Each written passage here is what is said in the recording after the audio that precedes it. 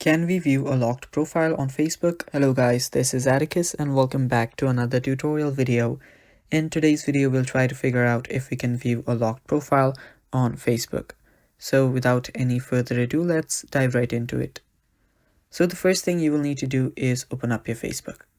After you've opened up your Facebook, simply search for the person that you want to view. Now, after you're on their account, you should see that they have locked their account. Now, this is what it should look like.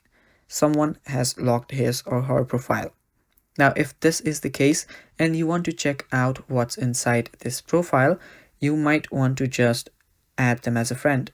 But since if you do not want to add them as a friend, there is not a way that you can view a blocked profile.